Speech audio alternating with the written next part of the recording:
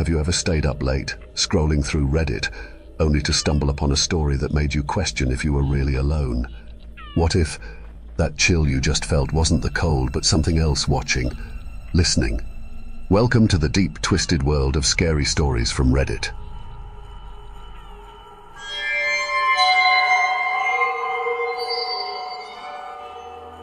Today we're diving into some of the most terrifying tales shared by Redditors, real people, real experiences, and for some, real nightmares.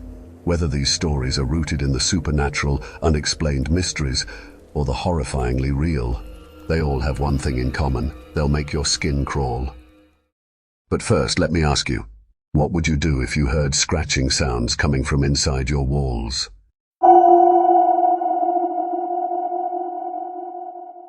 Well, one Redditor faced that exact situation, and what they found was, let's just say, it's the stuff of nightmares.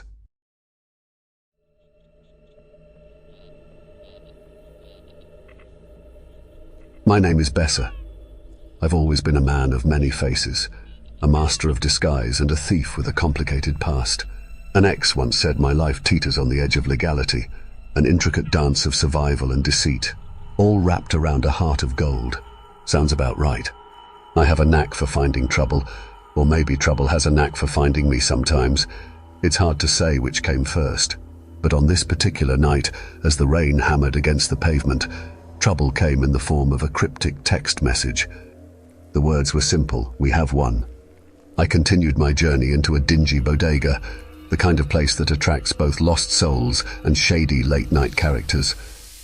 The owner, a wiry man, cast a suspicious glance in my direction as I entered. I was used to it. We exchanged a few vague words, and I left with a pack of cigarettes, my mind elsewhere. The rain intensified as I made my way to, of all places, the morgue. Inside the bright yellow front door, I found nobody. I sat, waited, almost finding solace in the silence of the deceased, until a man beckoned me through another door. In the back room, two strangers awaited me, their faces tinged with anticipation. The men said their names were Dr. Ramirez and Dr. Martin. Were those their real names? Probably not. In the middle of the room, a barber's chair caught my attention, its many attached wires and devices a chaotic mess, or maybe a puzzle. The wires, leading behind a curtain, were arranged in a way that didn't exactly scream FDA approval. Ramirez noticed my curiosity about what was behind the curtain and offered, "Do you want to take a look?" I grimaced instantly. Nope, no emotional attachments. I don't need to know anything about it. My attention drifted just long enough for me to mutter, "500, right?" "Yeah," Martin replied. I pulled a dog-eared wad of cash from my coat pocket, counted it, and tossed it toward the two white coats. In the dimly lit room, I settled into the cold metal chair. The air had the sharp scent of formaldehyde, a chilling reminder of exactly where we were. Ramirez and Martin positioned themselves at my side, their expressions barely hiding their cautious excitement. "This is painless, right?" I confirmed. "The transference should be instant and mild, maybe a light static shock," Ramirez assured me. The machine loomed before us, a marvel of backyard scientific ingenuity. Dr. Ramirez adjusted his spectacles with trembling hands as he prepared the apparatus. "Are you ready, Mr. Besser?" His voice quivered with a mixture of trepidation. I nodded, trying to keep my heart from thumping so loudly it would give me away. The machine hummed to life, its mechanical screech blending with the pattering rain and the rumble of thunder outside. Electrodes were attached to my temples, sending tiny jolts of electricity through my veins. My vision blurred, and reality faded into a whirlpool of darkness. And then, with a surge of energy, I was transported into another world. Colors exploded around me, vibrant, clear. I found myself standing in a bustling city square, neon signs casting an otherworldly glow. The memories of another person flooded my senses, a wave of emotions and experiences. I was no longer Steve Besser, the petty thief with a troubled past. In this strange fusion of two minds, I became someone else entirely. Unfamiliar faces flickered in and out of focus, their voices fragmented whispers. But I could taste their bitterness, feel the warmth of an embrace, and smell the stench of their fear. Through the eyes of this other person, I saw a life teeming with affluence, a large penthouse apartment on Park Avenue, packed with extravagance now unguarded. Then, like a bolt of lightning, I jolted back into consciousness, my body drenched in sweat. Ramirez and Martin stood over me, watching intently, their eyes somehow filled with both awe and concern. The memory transference had given me a glimpse into another person's world. "Everything okay?" Ramirez confirmed. I was speechless, still absorbing what had just happened, but I sat up and nodded as Martin removed the electrodes. "All that was from him?" I asked, pointing behind the curtain. Ramirez sheepishly nodded. "How many times have you done this? Actually, don't tell me," I muttered as I got to my feet. "You'll be able to access the memories like your own, but stimuli help speed up the process.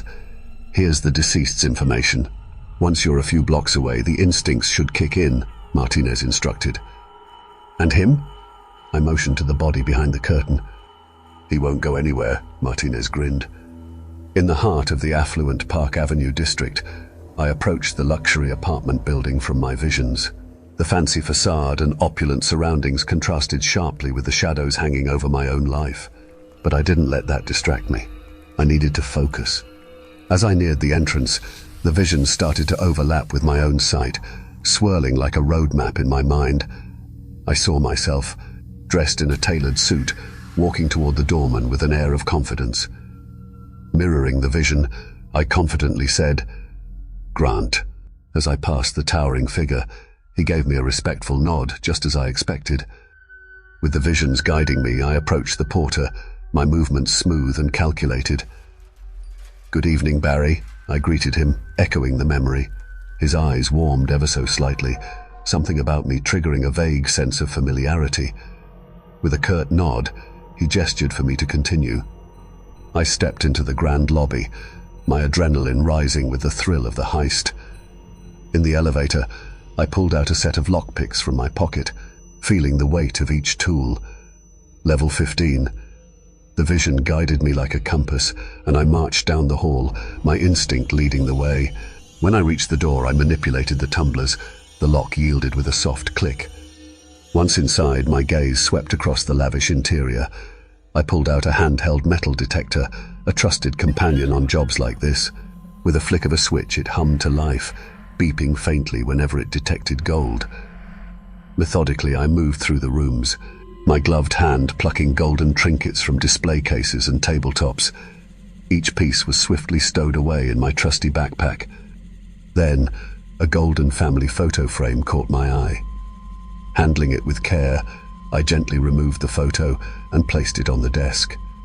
The frame, a valuable branded piece, found its way into my bag. My attention was suddenly drawn to a key lying in the middle of the coffee table. It was just an ordinary old door key, but something about it demanded my attention. I picked it up, examining it closely. Aside from a red dot of nail polish, it held no real unique mystery. I placed it back on the table, as I decided I'd spent enough time in harm's way. But just as I prepared to make my exit, the sound of the front door knob turning sent a jolt through me. My heart skipped a beat as the door creaked open. A young woman, her expression was of total confusion, stepped into the apartment. The beam from my headlamp cast a harsh light on her as I froze, caught red-handed. The woman froze. I, however, tried to remain composed, my mind racing to find the perfect cover. Without missing a beat, I slipped into the persona of a maintenance worker. "Apologies for the intrusion, ma'am," I said, keeping my tone calm and authoritative. "I'm here investigating a reported power outage. Seems I've found the problem. It should be resolved shortly." Her initial shock started to fade, my words reassuring her. She hesitated for a moment before offering a tentative smile. "Well, thank you for taking care of it," she replied, still a bit uncertain but clearly comforted by my confidence. "All in a day's work, ma'am," I said, making my exit before her suspicion could resurface. Rain poured relentlessly over the streets of New York, turning the pavement into a slick, treacherous obstacle course. I stepped out of a pawn shop, navigating the narrow alleys with ease as the city's towering skyscrapers loomed above like watchful giants. In the heart of this soaked urban jungle, A dilapidated bar provided a much-needed refuge. The neon sign flickered weakly, casting faint light onto the wet sidewalk. I pushed open the door, entering a haze of dim lighting and the low hum of whiskey-soaked conversations. The pungent scent of stale smoke lingered in the air, exactly the kind of place I could lose myself in for a while. Maggie, the barmaid with a knowing smile and eyes framed by smoky eyeliner, greeted me with a nod. Without a word, she poured me a whiskey, sliding the glass across the worn bar.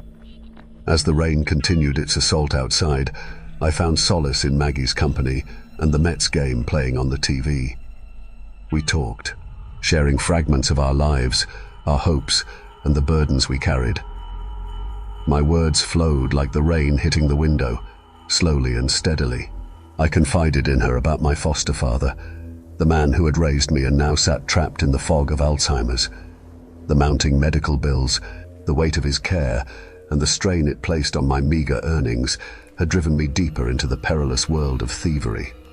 Maggie moved gracefully down the bar, serving drinks while I let my gaze wander aimlessly until it landed on an oil painting hanging on the wall. It was an idyllic scene. A house with a bright yellow door nestled in suburbia, surrounded by perfectly manicured lawns and white picket fences. The simplicity of the image stirred something in me, a momentary break from the weight of everything on my shoulders. I stared at the painting for a moment, letting it calm my mind, before finishing my drink and gathering my things to leave. On my way home, I always found myself drawn to the edge of a particular pier, standing in the cold night air and gazing out across the dark water. My eyes fixated on a towering bridge in the distance, its long, arching span connecting two distant worlds on either side of the bay. For reasons I couldn't explain, the bridge commanded my attention, its silhouette etched against the horizon like a beacon. I had no idea why I felt such a strange pull toward it, but something about it wouldn't let me look away. A cool breeze swept in from the water, ruffling my hair as I stood there, lost in thought. I knew I should be heading home, but I couldn't tear my gaze from the bridge, as if it held some kind of meaning just beyond my grasp. Finally, I forced myself to turn away, that strange sense of purpose pushing me toward home.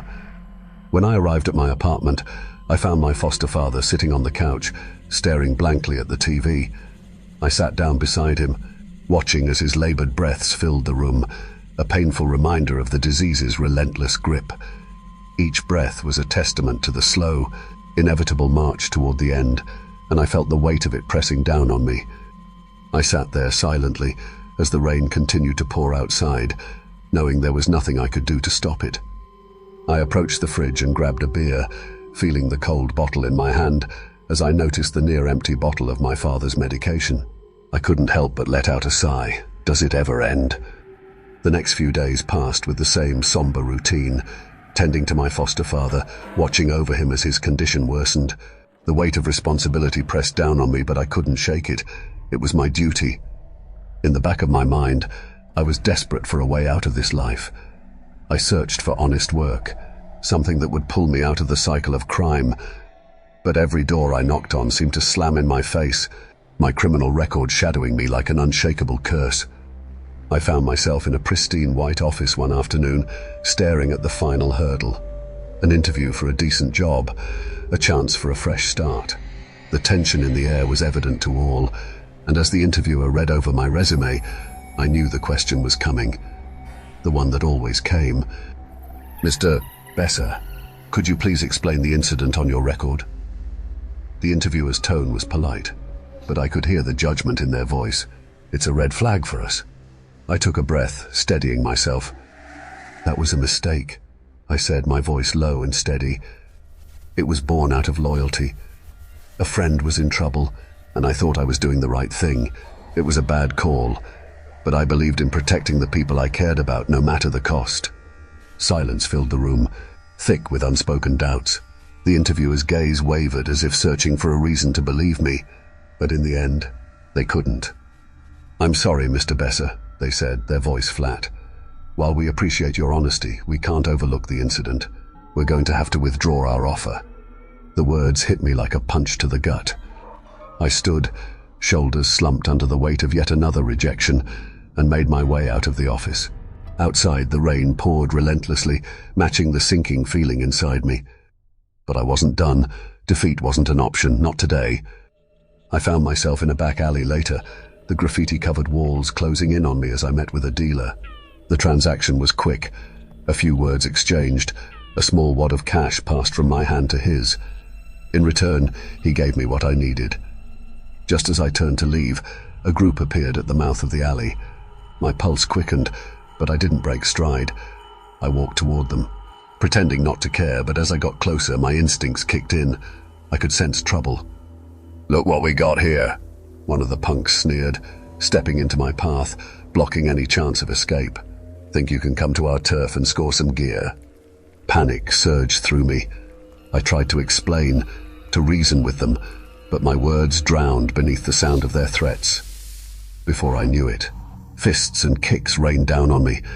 I hit the ground hard, my world spinning, the drugs scattered across the slick pavement, forgotten in the chaos. One of the goons bent down, picked up the bottle and scoffed, "Old man shit." They finally strutted away, satisfied with their display, leaving me beaten and bruised on the wet asphalt. Slowly, I forced myself to my knees, then to my feet, ignoring the sharp pain coursing through my body. I scrambled to collect the scattered pills, my hands trembling. That's when I saw it, something strange. A key. Sitting right there amongst the pill packets was the key from the apartment, with its unmistakable red dot of nail polish. The same key I had left behind. How the hell did it end up here? Too sore to care at that moment, I grabbed the last of the pills and left the key where it lay. The walk home felt like it lasted forever. Limping through the dark streets, soaked and aching, I somehow made it back. I paused outside my apartment, wiped the rain from my face and entered. Inside, my foster father sat in his usual spot, his cloudy eyes lighting up as he recognized me. "I'm sorry I got caught in the rain," I lied, trying to muster a smile. "But I've got something for you, something that'll help." His face softened as I handed him the package. I couldn't bear to tell him the truth. Not after everything. "Your doctor said this should make things better," I promised. He nodded, his gratitude simple and quiet, unaware of the lengths I had gone to for him. Later, I found myself back at Maggie's bar, staring into the depths of my whiskey glass. The choices, the failures, the endless spiral I seemed trapped in. How many more drinks would it take to numb the pain? Just then my phone buzzed with a message. "We have another one." I left the warmth of the bar, stepping back into the cold streets. The neon lights of the city flickered on, casting a pale glow on the wet pavement. Somewhere deep inside me, a flicker of hope sparked. I wasn't sure how or when, but I was determined to find a way to rise above this mess, to carve out something better. But for now, I had to work with what I had. I returned to the morgue, where Ramirez and Martin awaited me. The room was still dim, cold, but familiar. I slid into the metal chair, my body tense but ready. The hum of the machine filled the silence. "You sure you're ready for this?" Ramirez asked, adjusting his glasses. I nodded. There wasn't really a choice anymore. The machine came to life, its hum growing louder. Electrodes pressed against my temples, sending that familiar jolt through my body. My vision blurred again as reality dissolved into a swirling haze. Then, with a surge of energy, I was somewhere else. Colors burst around me, vibrant and intense, until I found myself standing in a bustling cityscape.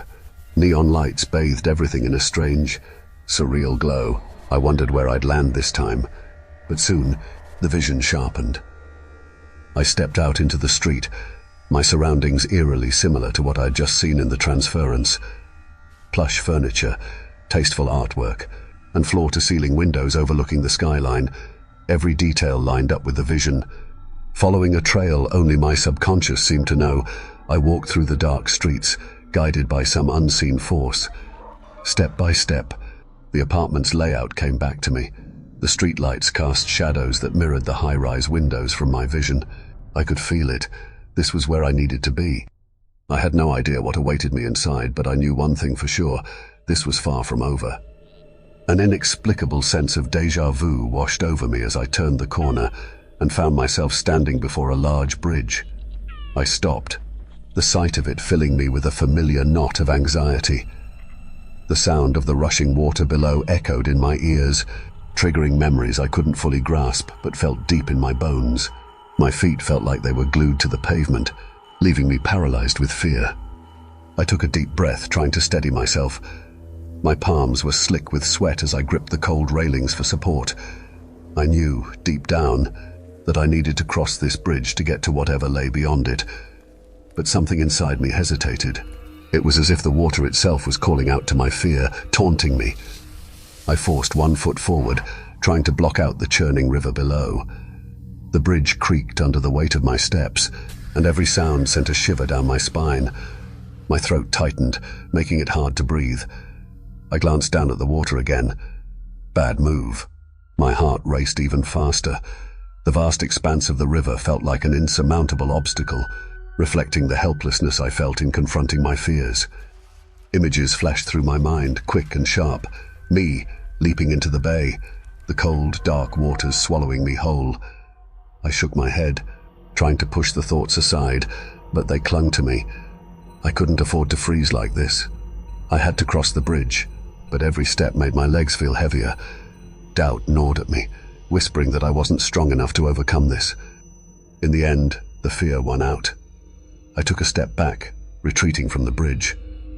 Not today. I wouldn't reach whatever was on the other side. As I walked away, frustration and disappointment washed over me.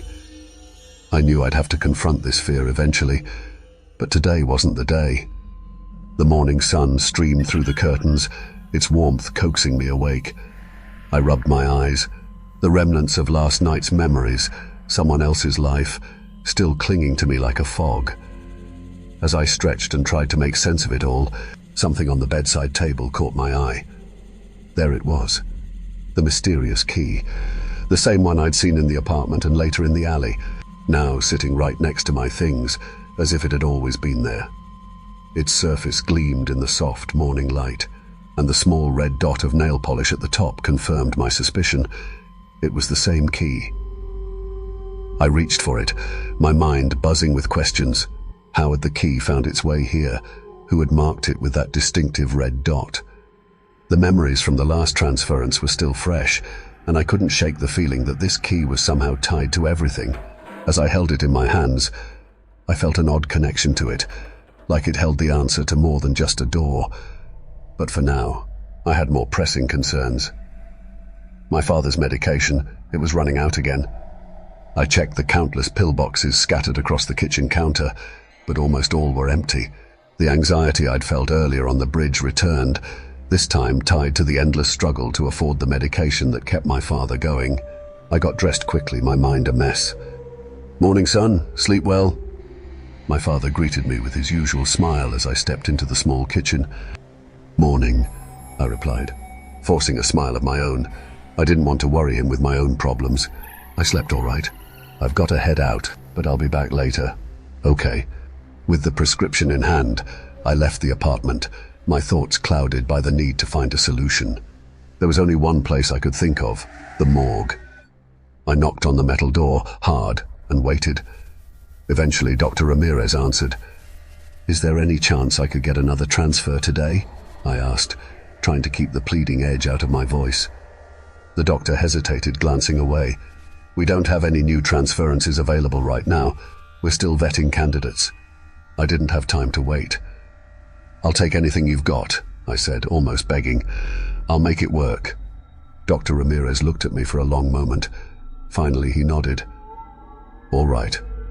I do have one available, but I have to warn you, we don't know much about this one's memories." I nodded. "I'll take it." Whatever it was, I had to believe it would help. I didn't have the luxury of being picky. The doctor led me to the transfer chair, and I took a seat, the cold metal beneath me already familiar. Dr. Ramirez began preparing the equipment, his hands moving methodically, but I could sense an underlying hesitation. As the transfer started, I felt myself slipping away, sinking into the depths of another consciousness. Faces flickered in front of me, disjointed, blurry, being pulled from the recesses of a distant, half-forgotten life. A house appeared in the middle of it all, white picket fence, clean-cut grass. It looked like something from an idyllic family sitcom, but something about it felt wrong. Unlike my previous transfers, this one was tainted. The memories were twisted, vibrant on the surface but threaded with an unsettling darkness beneath.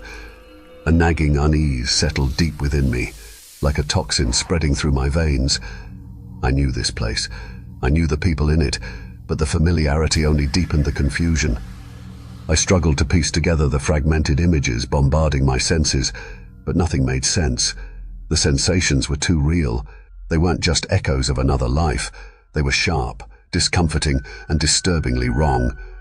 When the transfer ended, I jolted back to reality, drenched in cold sweat. My hands were trembling, my heart racing. Ramirez was watching me, confused. "Everything all right?" he asked, his voice shaky. I nodded, even though nothing was all right. I couldn't find the words to explain what I had just experienced. That creeping unease clung to me. I left the morgue, stepping back into a grey, stormy day. The sky rumbled with thunder, a perfect reflection of the turmoil brewing inside me.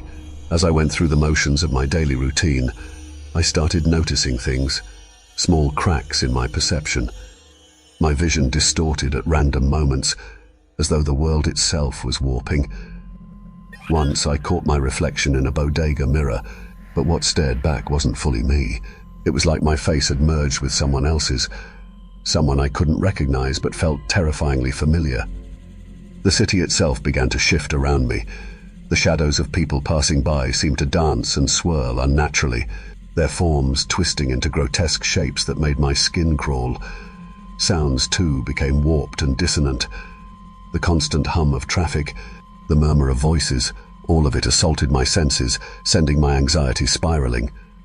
Something from that transfer was trying to reach me, to communicate in a language I didn't understand. The memories I'd inherited, they weren't just pieces of another life. They were secrets, dark ones, and I couldn't decipher them. I wasn't sure if I was losing my mind or if these sensations were real. Every day felt like I was falling further into some kind of waking nightmare. Then there was the figure.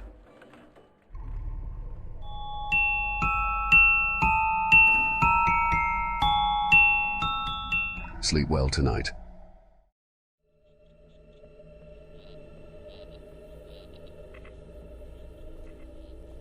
For the past 9 years, I've been living in the same apartment complex, occupying apartment number 87, in a small little town smack dab in the center of New Mexico. For the sake of some anonymity, we'll say my name is Zach. It's idyllic to some, and a nightmare for others.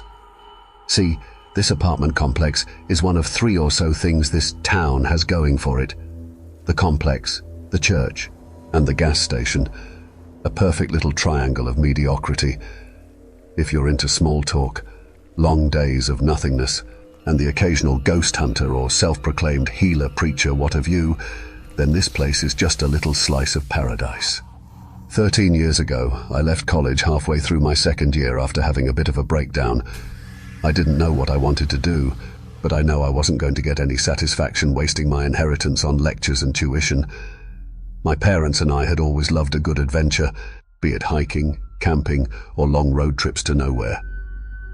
Sitting in a stuffy dorm room for 2 years, then renting a dingy campus house didn't sit right with me. I sold a lot of what I had besides my phone, computer, and car, and set off. I traveled west as far as my car could take me, hitting every little nook and cranny I could find, and that's how I ended up here. With a few sputters and some black smoke spilling from the exhaust, my destination was set for me. For reasons I'll get to later. I'd rather not divulge exactly where I'm talking about, i.e. some of you are crazy and this place doesn't need more of that. Like I said above, we have the 3 main attractions of this desolate oasis. We can start with the church. It is, in fact, just a regular old church. Nothing hiding in the basement, there isn't one, and no crazy sacrifices happening on the weekends. I know that the pastor, John, lives in the back room with his little dog Charles. He doesn't ever really step foot in the complex, even for food. Actually, as I'm writing this out, I can only think of 2 times I've ever seen him step foot near the complex. One of the second-floor tenants, Ms. Maya, brings him lunch and supper every day, like clockwork. There's a good handful of people that attend church every Sunday morning, religiously, and every couple of weeks there's some sort of happening in the yard adjacent to it, like a cookout or birthday party.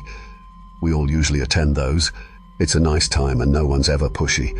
The church is a nice little constant for all of us, even those who don't practice. Even in the worst of times, you can look out the window and see Pastor John tending to his little flower garden or taking his dog on a walk, and it'll bring a smile to your face. The gas station is the town's gossip center. Most people who pass through town stop in to top off their tanks, drain their bladders and grab an, albeit probably slightly expired, drink or snack before hitting the road again. You know the way gas station workers are depicted in 80s movies? A younger guy, a little burnt out and always just a little bit high. Now add about 65 25 years and a receding hairline, and boom, you've got yourself a Winkle, James Van Winkle to his parents, who he inherited the place from, and just Winkle to us here in town. You can't walk down the street without hearing the faint, fuzzy tubes of Night Ranger or Whitesnake playing through the aisles and open doors of the gas station. The station, as I call it, seeing as it doesn't have a name or even a real sign. I actually tend to spend a bit more time there than most of the other residents. Winkle is a cool guy and actually lives a few doors down from me in the complex. Sometimes he invites me over to watch movies, and yes, they are on VHS, but it's always a good time. He stays in the back of the station, a nice little room decorated like it's right out of Back to the Future, tube TV, posters and all. The apartment complex is really the shining light of the town. It's basically its own little ecosystem and has been since the owner, Mr. Rags, built it sometime back in the 70s. I think it may have been part of a social living experiment that just turned into a full-time thing. Mr. Rags sounds like a funny last name, but it's the only one he's ever given the tenants here. Nobody knows if it's just a fun joke he started, since he only dresses himself in linen shirts and pants, or if it is actually his given name. As is written in any story, he does live at the top of the complex on the 17th floor. The highest occupied level is actually the 15th, and there isn't a button on the ancient elevator for the 16th floor. Everyone seems to think it's just a floor for HVAC or storage or something, but I have my own thoughts on that. Following the ecosystem-like setup, the complex has a kitchen downstairs that's communal, but it's always served as a cafeteria of sorts. A portion of everyone's rent goes into a fund, and a couple that lives on floor 15 go to the nearest grocery with it, then cook lunch and dinner every weeknight. The rest of the time, it's fend for yourself, which really isn't bad considering we have plenty of leftovers in the fridges, a lot of easy-to-prepare food in the freezers, and a heaping stockpile of cereal and milk. The couple usually cooks extra meals, though, for both the pastor and Mr. Rags. As for the reason of my post, I guess it'd be twofold.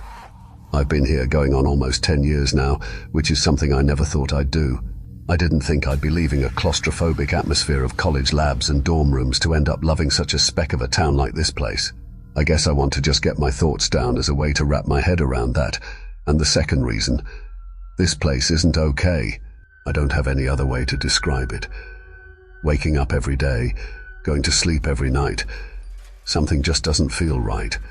It's a constant, but not one that drives people away. On the contrary, I think it brings them in. It's rarely ever been anything too malicious or evil, but it's gotten very close to crossing that line more times than I, or the others, would like. I think the stories I've heard and the things I've seen with my own eyes deserve a carved-out little corner of the ether. That'd be you, Internet. I'll start us off with something light, right from the day I arrived. It was July 3rd, 2015, and hot as ever. I'd just driven through a little mining town, its last remaining residents clinging to whatever they had left to call theirs. I was about 2 hours away from any sort of population center that I knew of, when my car started to make some not-so-nice sounds. It lasted every bit of 5 minutes until the black smoke started to pour out of the hood. I pulled off to the side of half-baked road I was on and opened up the beast's belly. I'd never been good with cars, so it was a futile effort. I sat there for about an hour, service on my phone going in and out, when I heard the low rumble of an old car cresting the horizon. It took a minute or two to come into view, but my savior was inching his way towards me. A wood-paneled station wagon with none other than my would-be friend Winkle came into full view as he slowed down to see the burnt-out mess on the shoulder. "Dude, what's up? Everything does not look so good over there. he said, a look of genuine worry on his face. Yeah, I don't know. I was driving along and it seems like she's really given up on me this time. You know any towing companies around? I haven't seen anything for miles. Yeah, man, he chuckled. There's not much out here at all. You're about 3 hours from the nearest anything, man. You want to catch a ride with me into the station? I've got a phone there you can use, or computer or whatever. No catch, man. He seemed all right, patting the seat excitedly. Okay, man, I really appreciate it, I said as I hopped into the car. It was surprisingly clean, aside from the few moon pie wrappers on the floorboards. It was a pretty fun ride, to be honest. Winkle started blaring some Def Leppard for a while, then turned it down and gave me the same gist about the town that I did for you guys above. To say I was intrigued would be an understatement. This was just the kind of thing I loved to find while traveling. It took us about an hour to get into town, and we went right to the station. Winkle excitedly showed me the place, taking me through the little history it had, about his parents and how he runs it all now. While we were inside, it seemed that word had somehow already gotten around that new guy was in town. A few of the residents were out on the church lawn with the pastor, peeking down the road to check on us. I think they thought they were being sly, but we could tell. Winkle showed me the phone, and I called down for the nearest tow truck. About 5 days. Then we have to figure out what's wrong with it. Could be another 5 days, is what they told me. I think Winkle was eavesdropping, because as soon as they said it, he came ripping out of the back room. You can stay at the complex, or you can stay over here, but I've only got this old blow-up mattress. It kind of sucks. I'll introduce you to Mr. Rags. Before I had time to answer, he was out the door, jogging down to the complex. The residents outside just watched as he bounced to the front entrance intercom and buzzed the number. Mr. Rags, 1701. A few of the residents looked annoyed, like this wasn't the first time he's tried to get a hold of him for one thing or another. I couldn't tell what they were saying, but he seemed to exchange a few words with the intercom before smiling and gesturing over to me. I crept out of the station entrance hesitantly and walked myself over to him. Mr. Rags says to come on up. Fair warning. This place is a little weird, but I don't think it'll ever hurt you. Mr. Rags is also a little funny, we'll say, but he's really nice. I told him I have a good feeling about you, man. Let's go. He gestured for me to follow him through the big iron doors of the entrance. As soon as I stepped through the threshold, I knew I wouldn't be leaving. I don't know any other way to describe it, but it felt like my entire life had been lived here. It was like I'd been here for 100 years and knew every little indescribable detail of the place. It was welcoming, warming, but also horrifying. We brushed past a few potted plants and low sitting chairs to reach the small, antique-looking elevator. Everything in the lobby was bathed in a nice, warm glow from the Art Deco-style lights on the walls. The elevator didn't seem unsafe, and it has just been inspected, so I wasn't too afraid of going up 17 floors in it. We hopped in, and Winkle hit the number. It clicked with a comforting tactile sound, and the doors closed as it pushed us up towards our destination. Winkle was grinning the entire time, which started to freak me out. He was a little too excited for me to meet this Mr. Rags. The trip took way less time than I had thought it would, almost like we went up 17 floors in 5 seconds. The bell dinged, and the doors opened to a small entryway, with one ornate-looking door at the end of it. 1701, it read on a plaque above it. Winkle nodded ahead, beckoning me to knock on the door. The entry was sparse. A little table with a vase whose flowers were looking just shy of death stood to our left, and a small couch sat opposite of it. I tiptoed off the elevator and towards the door. As we drew closer, I could hear a series of locks begin their sequence, and the door slowly crept open. Mr. Rags stood there, a soft smile on his face. "You must be Zach," he said. "Mr. Van Winkle explained your predicament over the intercom. I hear it could be a week or more until you have a working vehicle." "Yes, sir, but I don't want to be a bother. I can find a motel around here. I'm sure there's something in the next town." "Oh? Well, there is another small town up the way, about an hour or so, but the motel there closed down years ago. It's mainly a family-run store. Some knick-knack shops and a gas station." I felt a little defeated. The entire time I was traveling, I'd never run into an issue like this. I was quite literally stranded in the middle of nowhere. "I can see this situation must be difficult for you, but I wouldn't worry. "You seem like a guy with a good head on his shoulders. Do you do anything for work?" he asked. I hadn't worked a real job in years, but I was pretty handy. My dad had shown me basic repair work, besides cars, and I feel like a genius when I have access to Google. About a year ago, we had a resident move out rather abruptly. He actually worked for the complex, for me really. Odds and ends, repair work and whatnot. You strike me as a man who could make his way in a situation like that. He was a particularly clean person, so the things he left behind are in immaculate condition. If you'd like, why don't you stay there for the week? Once your car is repaired, you can be on your way. If the place doesn't grow on you, that is. He grinned a peculiar smile, stretching his face. In that moment, I swear I could feel something extremely, alarmingly wrong with his smile, but his charm won me over. We talked a little while longer, and I agreed to check out the apartment on the 8th floor, apartment 87. It feels eerie typing this out now, 9 years later. The apartment was in every sense immaculate. It was fully furnished, complete with blankets, bedding, towels, and even some food in the fridge. Things seemed to be dusted even, like they have been waiting on someone to move in. To keep my rambling down, as this post has already gone on long enough, I did stay the full week, and then some. My car took 3 weeks to get back in working order and cost me more than I'd hoped. Those first 3 weeks I did some small repairs, helped different residents out and got to know a good portion of them. It was honestly the most fun and fulfilling time I had experienced in a number of years. I also experienced my first of many strange experiences at the complex. I have plenty of stories to share, but I'll leave you with the first. The first night in, after dealing with everything that day, I was exhausted.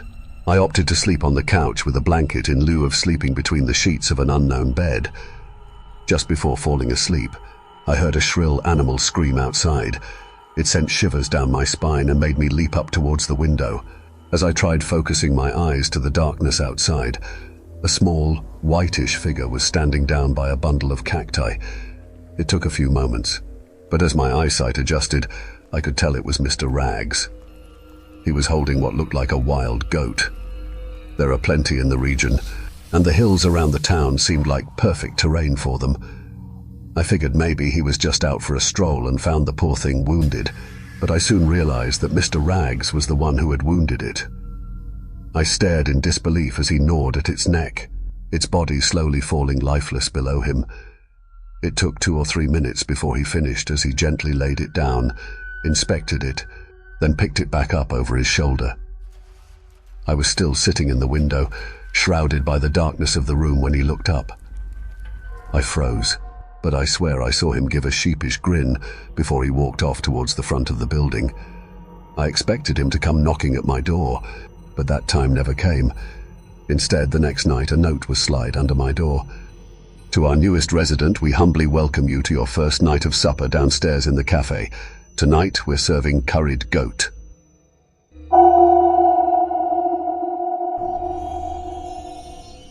Have you ever wondered what watches you when you're not looking?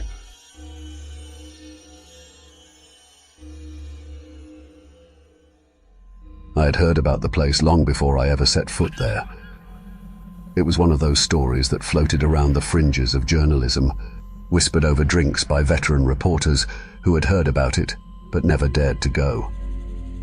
An apartment complex where tenants vanished without a trace, where strange events drove people mad, leaving only hushed rumors in their wake. No one knew how many had disappeared from there, but the number was enough to earn it a reputation that drew me in like a moth to a flame. I was a reporter after all, and if there was a mystery begging to be unraveled, I was going to be the one to do it. The place was called Silvercrest Apartments. From the outside, it didn't look like much, a shabby, aging structure in the outskirts of the city, tucked away from the bustling downtown. The paint on the walls was faded, chipped in places, and the windows were covered in a layer of grime that spoke of years of neglect. The kind of place you'd walk by and never give a second thought. Yet it was this unassuming facade that hid something darker. I arrived late in the afternoon, the sky hanging low with clouds, casting a grey pallor over everything. The wind had picked up, pushing dead leaves and debris along the cracked sidewalk as I stood at the entrance. The caretaker had agreed to meet me, though he didn't seem keen on the idea when I called. The first thing I noticed as I approached was the silence. No sounds of tenants coming or going, no signs of life. It was unsettling for a building this size. I felt a chill, though the wind had died down. At the door, a middle-aged man with a hollow face and a lifeless expression stood waiting.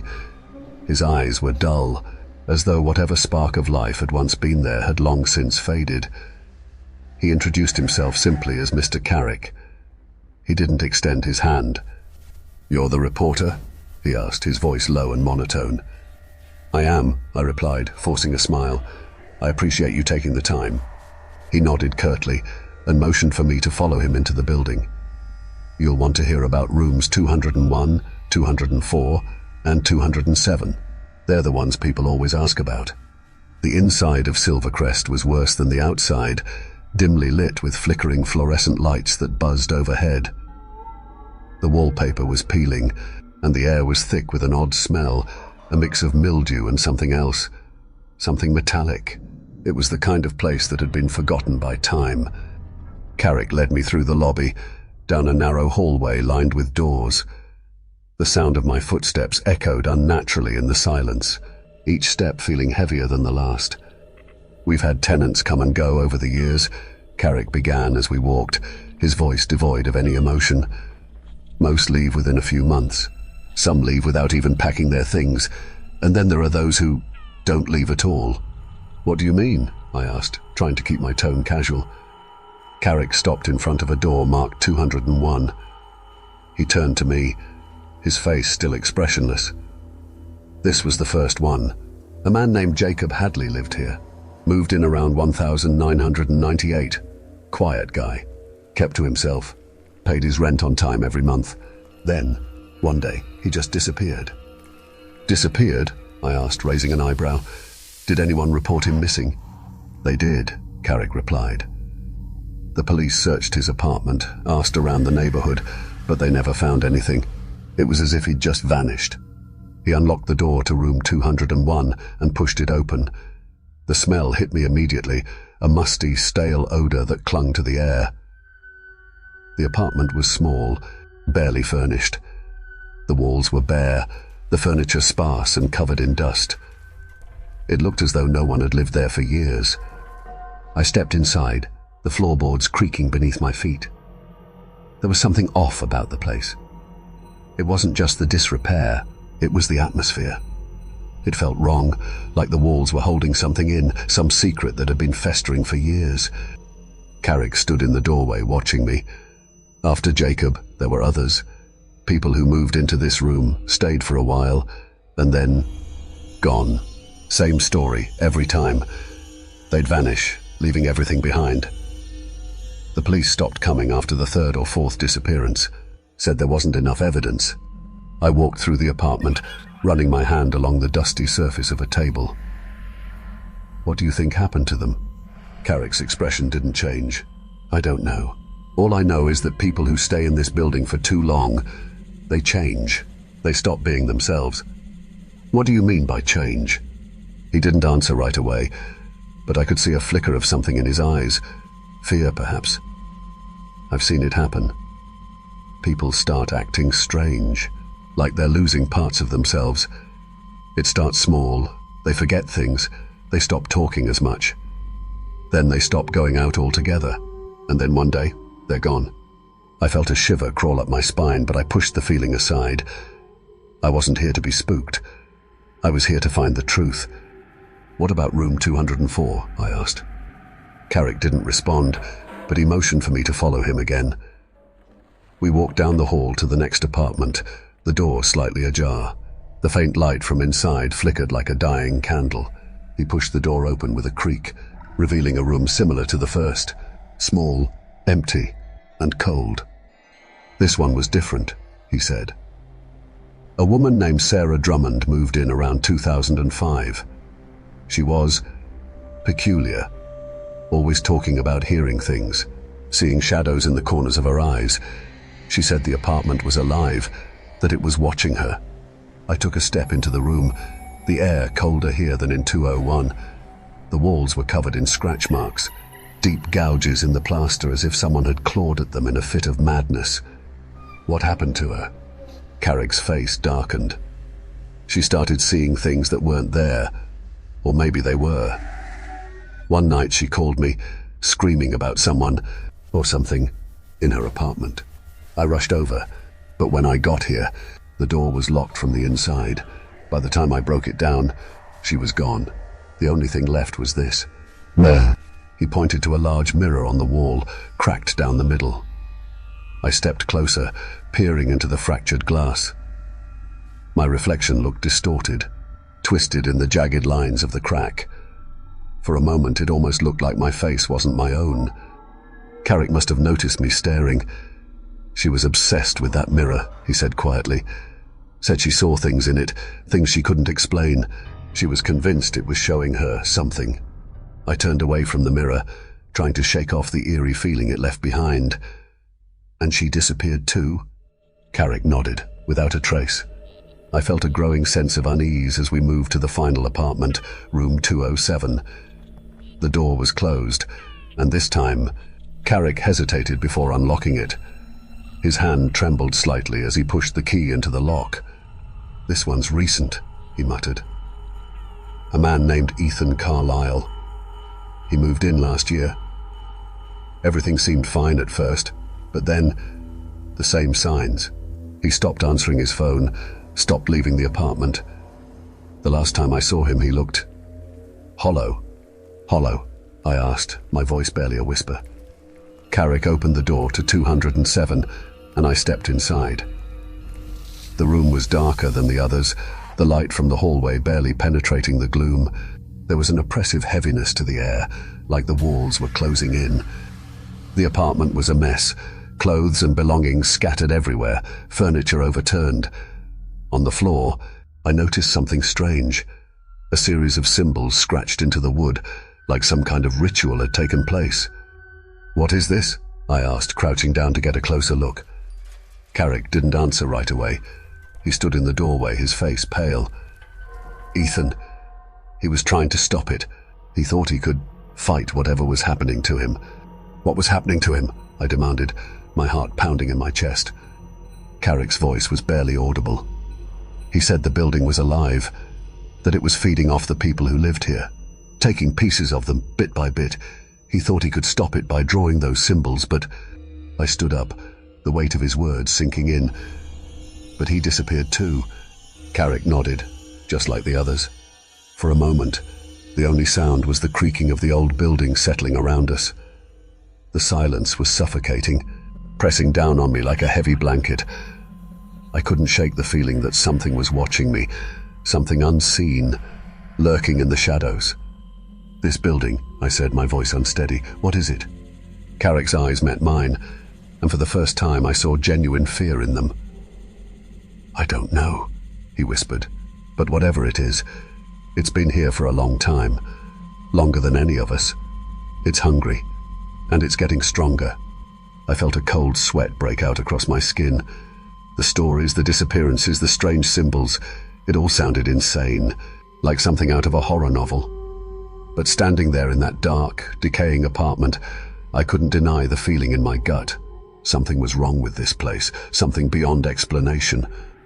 "I should go," I said, suddenly eager to get out of there. Carrick didn't try to stop me. He simply nodded, stepping aside to let me pass. As I walked down the hallway, the weight of the building seemed to follow me, each step heavier than the last. The walls felt like they were closing in, the air growing thicker with every breath. When I finally reached the exit, I turned back to look at Carrick one last time. He was standing in the doorway, watching me with that same expressionless face, his eyes dull and lifeless. "If you're smart," he said, his voice barely audible over the wind, "you'll leave this place alone. Some stories aren't meant to be told." I didn't respond. I just turned and walked away, my heart racing in my chest. But as I left Silvercrest Apartments behind, I couldn't shake the feeling that something was still with me, that the building had left its mark on me in some way. I had come here searching for answers, but all I found were more questions. Questions I wasn't sure I wanted the answers to. 3 days had passed, and I couldn't stop thinking about the apartments. The stories, the symbols, the strange feeling of being watched, it all lingered in my mind like a dark cloud. I tried to push it aside, tried to focus on other stories, but Silvercrest haunted me. I found myself going over my notes again and again, trying to piece together the mystery. There had to be something I missed, some clue that would explain everything. But the more I delved into it, the more obsessed I became. And then late one night I received a message. It was from an unknown number, but the text was clear: come back to 207. My blood ran cold. I hadn't told anyone about the apartment, about the things I had seen. So how did someone know? Against my better judgment, I grabbed my coat and keys. I knew I shouldn't go back. Knew that whatever was waiting for me at Silvercrest wasn't something I wanted to face. But I couldn't stay away. As I drove through the empty streets, the buildings around me seemed to blur, the city fading into the background. The only thing that mattered now was finding out the truth. When I arrived at Silvercrest, the air was thick with the same oppressive silence I remembered. The lights in the lobby flickered as I stepped inside, the familiar smell of mildew and rot filling my nostrils. I made my way to room 207, my heart pounding in my chest. The door was open, just like last time, but this time I knew something was waiting for me inside. Taking a deep breath, I stepped into the darkness. The room was darker than I remembered. It seemed impossible. The light from the hallway should have illuminated the space, but it stopped dead at the doorway, as if something in the room swallowed it whole. I stood there, frouncing in place, my eyes straining to make out shapes in the gloom. Everything in me screamed to leave, but I couldn't. The pull of whatever had drawn me back was too strong. I had to know. The door to room 207 creaked shut behind me, though I hadn't touched it. The sound echoed in the silence, and I felt a chill creep up my spine. My breath was shallow, barely audible as I fumbled for my phone, switching on the flashlight. The beam cut through the thick darkness, casting long, jagged shadows across the floor. And then I saw it, the symbols. They were the same ones Carrick had pointed out on my last visit, scratched deeply into the wooden floorboards in front of me. But now there were more. The markings had spread, covering almost every inch of the floor in erratic patterns. They weren't just scratches anymore. They seemed to pulse faintly, glowing with a sickly, faint light that twisted and flickered in my vision. Something was wrong with this place, something far worse than I had ever imagined. I crouched down, running my fingers along the edges of the symbols, feeling the deep grooves. They were cold, unnaturally so, as if they had been etched with some ancient, malevolent energy. As I touched them, the light from my phone flickered, then dimmed. The temperature in the room dropped abruptly, my breath turning to mist in the air. I jerked back to my feet, scanning the room with the fading light of my phone. A sense of dread washed over me. This was no longer just a place of forgotten tenants and strange disappearances. The building itself was alive, breathing, watching, waiting. "Who's there?" I called out, my voice shaky, breaking the silence. No answer. The darkness seemed to shift, shadows flickering at the corners of my vision, and then I heard it. Whispers, soft and indistinct, coming from somewhere deeper in the apartment. I spun around, shining my light toward the source of the sound. The whispers grew louder, filling the room, but I still couldn't understand them. They weren't words. They were more like fragments of thoughts, fractured and disjointed, but the tone was unmistakable, desperate, pleading. I followed the sound, my heart pounding in my chest, the flashlight trembling in my hand. The air felt thicker with each step, as though I were wading through something unseen. The whispers grew louder, and then I realized they weren't just coming from one direction. They were coming from everywhere. And then I saw the mirror. It was the same cracked mirror Carrick had shown me during my first visit. The jagged fracture down the center seemed even more pronounced now, as though the glass were barely holding itself together. The whispers seemed to converge here, their frantic tones rising, becoming a cacophony of fear. I approached the mirror, the light from my phone flickering wildly as I did. My reflection in the shattered glass looked distorted, twisted by the cracks. But as I stared, the reflection began to shift, slowly at first, then with growing intensity. It wasn't me anymore. In the fractured mirror, my face had changed. My features were smeared and stretched, my eyes hollowed out, dark pits where they should have been. I stumbled back, my heart racing.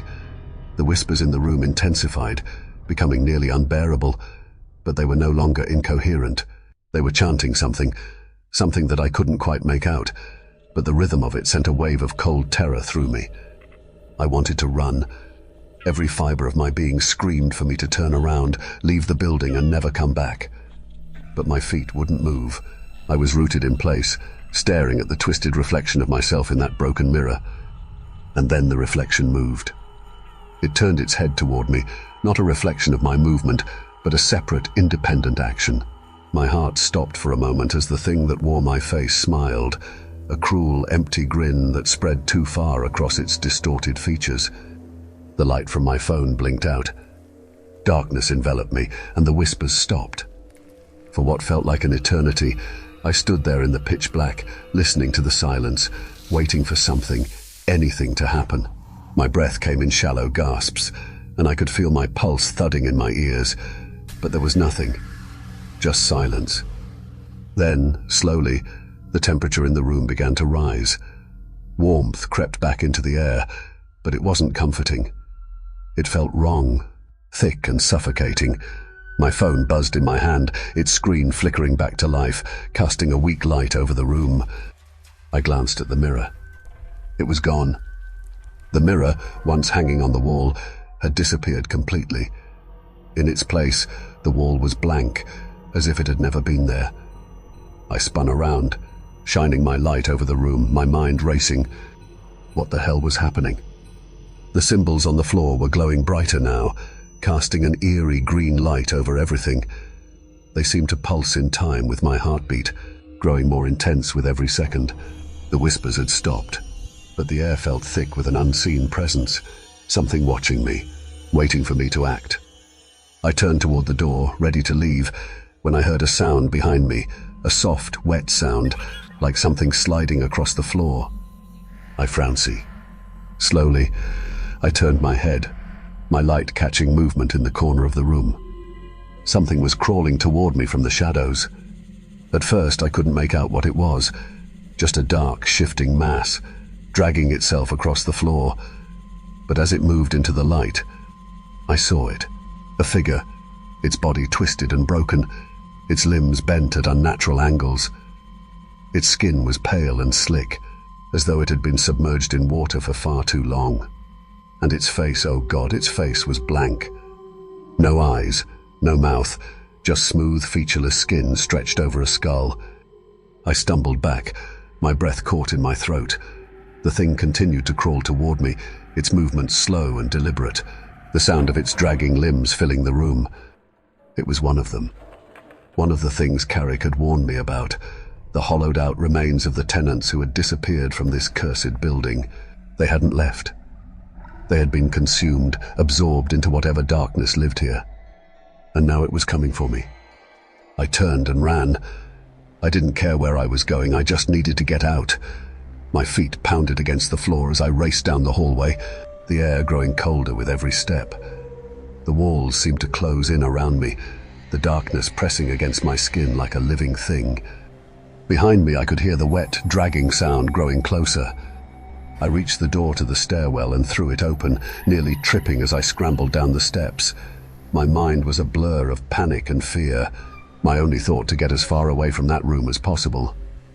The stairwell felt like a maze, twisting and turning in ways that didn't make sense. I should have reached the lobby by now, but the stairs seemed to go on forever, the shadows deepening with every turn. The air was thick with the stench of decay, and I could feel the presence of something, many somethings, lurking just out of sight. Finally, after what felt like an eternity, I burst through the door and into the lobby. Carrick was there, standing by the entrance, his face as expressionless as ever. But there was something in his eyes, something dark and knowing. "You shouldn't have come back," he said quietly, his voice devoid of any sympathy. I staggered toward him, my breath coming in ragged gasps. What the hell is this place? I demanded, my voice trembling with fear and anger. What's happening to me? Carrick didn't answer. He simply shook his head, a faint, almost pitying smile playing at the corners of his mouth. You came looking for a story, he said softly, and now you're part of it. I backed away, my mind reeling. What does that mean? Carrick's smile widened, but it was hollow, empty. Once you've seen what this place really is, there's no leaving. The building, it has a way of taking what it wants. My heart pounded in my chest. I'm getting out of here. Carrick shook his head again, his smile fading. No one ever leaves, not really. You'll find that out soon enough. Without another word, I turned and ran for the exit, my hand fumbling for the door handle. The cold metal bit into my skin as I wrenched it open and stumbled out into the night. The air outside was thick with fog, the city lights barely visible through the haze. I glanced back at Silvercrest Apartments, its looming structure shrouded in shadow. For a moment, I thought I saw something, figures moving behind the windows, watching me with hollow eyes. I didn't wait to find out. I ran. But even as I fled, as the building disappeared behind me, I couldn't shake the feeling that it was still with me, that it had left its mark on me. The whispers lingered in my mind, and every shadow seemed to hold something waiting, something hungry. I had come looking for a story, and I found one. But now I couldn't escape it. I could never escape Silvercrest.